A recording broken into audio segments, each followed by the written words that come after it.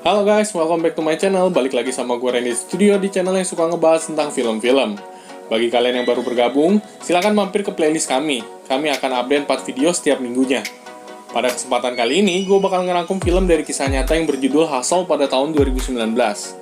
Film ini menceritakan tentang kejahatan yang dilakukan oleh sekelompok penari klub malam dengan kliennya. Film ini sendiri diperankan oleh jajaran wanita cantik seperti Jennifer Lopez, Constance Wu, Julia Stiles, Lily Reinhart, dan masih banyak lagi. Tanpa lama basa-basi, yuk kita langsung aja ke pembahasannya.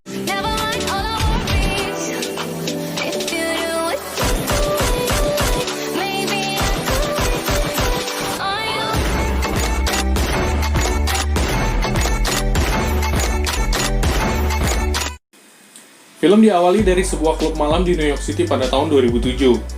Di sana kita dikenalkan dengan seorang wanita bernama Destiny yang diperankan oleh Constance Wu. Destiny merupakan seorang karyawan baru yang bekerja pada klub malam tersebut. Meskipun telah melayani beberapa pria hidung belang di sana, Destiny hanya mendapatkan bagian yang sangat kecil. Dan terlebih lagi, ia harus dipotong 40% untuk royalti klub tersebut. Destiny tinggal bersama dengan neneknya yang sudah sangat tua. Bahkan neneknya sering salah menyebutkan nama Destiny dengan nama Dorothy. Destiny sempat memberikan uang kepada neneknya, namun hal tersebut ditolak karena neneknya merasa Destiny lebih membutuhkannya. Saat Destiny kembali bekerja di klub malam tersebut, ia melihat seorang wanita seksi dan lihai bermain pool dance. Wanita tersebut bernama Romano yang diperankan oleh Jennifer Lopez. Selama Ramona menari, dolar demi dolar pun dilempar oleh para penonton, sehingga memenuhi lantai dansa tersebut. Terlihat begitu banyak uang yang dilempar, seperti hujan uang sedang terjadi di tempat tersebut. Setelah selesai beraksi dan menghasilkan banyak uang, Ramona bersantai dan merokok di lantai atas. Destiny yang melihat hal tersebut adalah kesempatan untuk menghasilkan banyak uang, ia mencoba menghampiri Ramona dengan berpura-pura meminjam korek api. Di situ Destiny memulai perbincangan dengan menanyakan apakah temannya yang bernama Justice dulunya seorang model atau bukan. Ramona pun menjelaskan sebagian wanita di sini pernah muncul di beberapa majalah dewasa.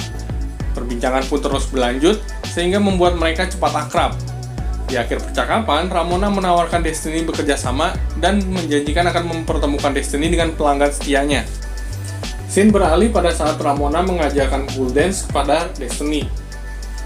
Destiny terlihat begitu tulus mengajarkan Destiny menari, namun apa boleh dikata, Destiny tidak begitu hebat dalam menari. Sehingga hal ini membuat Destiny sulit untuk mengikuti Ramona.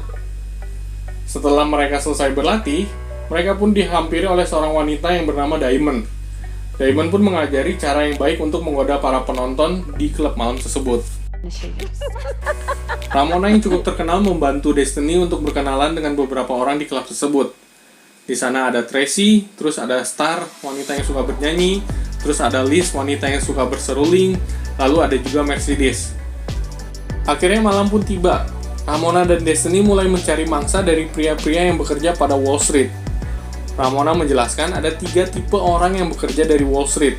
Yang pertama adalah orang yang di tingkat bawah atau junior. Mereka tidak bermain curang di Wall Street, jadi mereka sebenarnya adalah bokeh.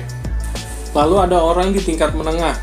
Mereka mulai berbuat curang, tetapi terpentok oleh batasan mereka. Lalu yang utama adalah CFO, CEO, dan investment bank. Mereka adalah orang-orang yang berkuasa dan memiliki banyak uang. Karena mereka agak terkenal, mereka selalu masuk dari pintu belakang. Hal ini menghindarkan mereka terekspos dari media. Biasanya, orang-orang seperti ini menghabiskan uang antara 10.000 US dollar sampai dengan 15.000 US dollar dalam semalam. Dengan bantuan Ramona, Destiny berhasil mendapatkan uang yang sangat banyak pada malam tersebut. Mereka pun semakin akrab dan dekat. Ramona sudah menganggap Destiny sebagai adiknya, begitupun sebaliknya. Keadaan Destiny semakin membaik, di mana Destiny akhirnya bisa membeli sebuah apartemen dengan uangnya sendiri. Ia pun membantu neneknya melunasi hutangnya. Bukan hanya itu, Ramona pun menginspirasi Destiny untuk kembali bersekolah. Pada suatu hari, di klub tersebut, Destiny bertemu dengan seorang Stephen, pria yang lucu, dan mereka menjadi sahabat. Tahun 2007 merupakan tahun yang baik bagi Destiny dan Ramona. Ia pun bertemu dengan calon suaminya yang bernama Johnny. Pada tahun 2008, seperti kita tahu, terjadilah krisis subprime mortgage. Bagi kalian yang belum nonton film tentang krisis tahun 2008, kalian bisa klik linknya di pojok kanan atas. Lanjut ke filmnya, singkat cerita, Destiny dan Johnny kehilangan pekerjaan mereka dan kembali jatuh miskin. Keadaan semakin diperburuk saat Johnny meninggalkan Destiny dengan anaknya yang baru ia lahirkan. Keadaan terus memburuk, di mana Destiny kehabisan uang dan kembali ke rumah neneknya. Akhirnya Destiny harus mencari pekerjaan dengan melamar ke sebuah retail. Namun saat itu Destiny ditolak karena tidak memiliki pengalaman bekerja dalam sebuah retail.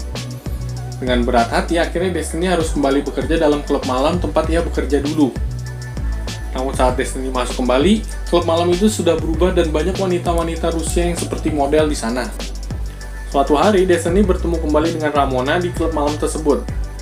Destiny langsung memeluk erat dan menangis kepada Ramona. Mereka pun saling berbagi cerita tentang kehidupan setelah krisis yang terjadi pada tahun 2008. Ramona pun mengatakan bahwa sekarang ini dia sedang melakukan kegiatan yang disebut memancing atau fishing. Jadi cara mereka untuk membuat klub striptease kembali ramai adalah dengan pergi ke bar lain dan membuat mabok para pelanggan. Setelah para pria mabok, mereka akan dibawa ke dalam klub striptease dan lalu menghabiskan kartu kreditnya. Setelah menceritakan hal tersebut, Ramona mengajak Destiny untuk kembali bergabung dengan rencananya. Pada awalnya semua berjalan dengan baik. Ramona, Destiny, Mercedes, dan Annabelle menghasilkan banyak uang. Sayangnya hal ini tidak berlangsung lama, karena wanita lain dari klub striptease itu mulai mengikuti jejak Ramona. Hal ini menyebabkan pria-pria hidung belang mulai jadi jarang. Bahkan dengan aksi mereka tersebut, terkadang mereka sering membayar minuman karena pria yang mereka tipu itu bukan dari pria kaya. Ramona memang tidak pernah kehabisan akal untuk hal-hal kriminal. Ramona memikirkan sebuah tempat di mana ia tidak perlu membayar royalti yang besar dan lebih privacy. Akhirnya Ramona memiliki ide untuk membawa para pelanggannya ke dalam hotel. Ramona, Destiny, Mercedes, dan Annabelle kembali berjaya dengan ide tersebut. Mereka terus menghasilkan uang dari orang-orang cabul yang mereka tipu. Bisnis ilegal ini pun akhirnya meluas dan meluas, sehingga mengharuskan Ramona merekrut lebih banyak orang. Suatu hari, Destiny, Mercedes, dan Annabelle mendapatkan masalah dengan seorang klien Ramona, di mana klien tersebut diberi dosis yang terlalu tinggi, sehingga menyebabkan pria cabul tersebut tidak sadarkan diri dan terjatuh di dekat kolam renang. Tentunya hal ini membuat Destiny, Mercedes, dan Annabelle panik, sehingga akhirnya mereka memutuskan untuk membawa pria tersebut ke dalam rumah sakit. Setelah kejadian ini, terjadi ketegangan antara Destiny dan Ramona. Namun dengan mulut manisnya Ramona, akhirnya Destiny bisa dibujuk kembali masuk ke dalam tim. Bencana besar pun terjadi saat Ramona bertemu dengan seorang pria yang bernama Doug. Doug ini merupakan seorang pria yang baru saja ditinggal istrinya dan anaknya perlu menjalani kehidupan dengan perhatian khusus. Jadi pada dasarnya, Doug adalah seorang pria baik-baik. Namun temannya yang berniat untuk menghiburnya malah mengajak Doug masuk ke dalam klub malam. Akhirnya kartu kredit Doug dikuras habis. Karena terdapat tagihan yang tinggi, Doug diinvestigasi oleh perusahaannya. Setelah mengetahui tagihan besar tersebut berasal dari klub malam, Doug dipecat dari perusahaannya dan tidak bisa membayar cicilan rumahnya. Doug yang merasa tertipu mencoba melaporkan hal tersebut kepada para polisi. Namun sayangnya, hal ini tidak dianggap serius oleh para polisi tersebut. Sampai pada akhirnya Doug menjebak Dawn melalui rekaman telepon.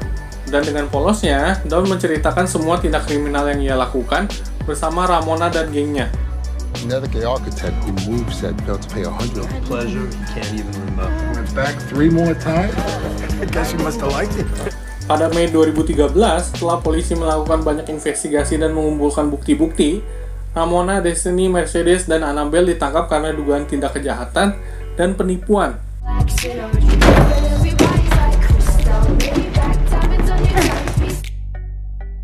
Akhirnya Ramona dihukum masa percobaan selama 5 tahun. Annabelle dan Mercedes harus menghabiskan waktu di rehabilitas pada Sabtu dan Minggu selama 5 tahun juga. Namun untuk Destiny sendiri, ia tidak mendapatkan hukuman karena ia bekerja sama dengan polisi dengan menceritakan semua motif yang dilakukan Ramona dan kawan-kawan. Pada tahun 2015, seorang jurnalis ingin mengabadikan kisah ini ke dalam sebuah buku. Jurnalis tersebut mewawancarai hampir semua korban polisi, terutama dari Destiny. Film pun diakhiri dengan memperlihatkan masa-masa kejayaan tim Hustle tersebut. Sekian rangkuman alur cerita film Hustle tahun 2019. Makna yang bisa diambil dari film ini, sepandai-pandainya tupai melompat, ia akan jatuh juga. Sehebat-hebat orang melakukan tindak ilegal, pada akhirnya akan ada hukuman yang mengikutinya. Akhir kata, gue harus undur diri. Thank you for watching. Wait till next video and see you guys!